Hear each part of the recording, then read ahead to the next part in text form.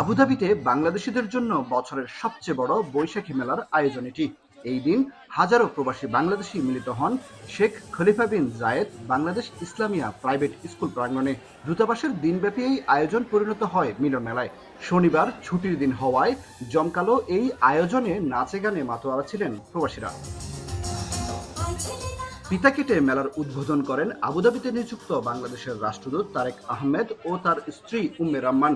প্রথমবার বৈশাখী উৎসবে যোগ দেন মালয়েশিয়া, নিউজিল্যান্ড, গাম্বিয়া, বসনিয়া সহ কয়েকটি দেশের রাষ্ট্রদূতদের সহধর্মিণীরা।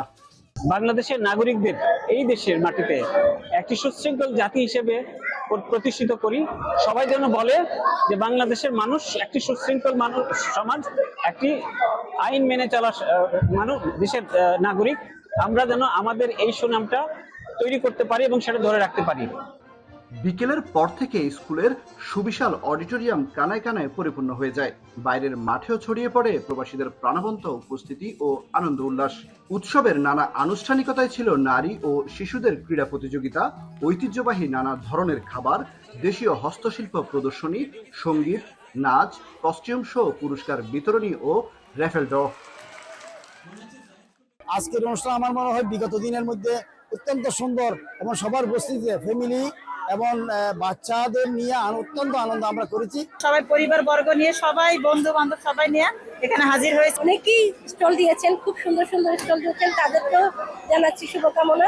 এত সুন্দর একটা আয়োজনে আমরা অত্যন্ত খুশি, আনন্দিত। আবুধাবি, ঢাকা আবুধাবি একটা আমাদের রিটার্ন টিকেটের আছে অফারে।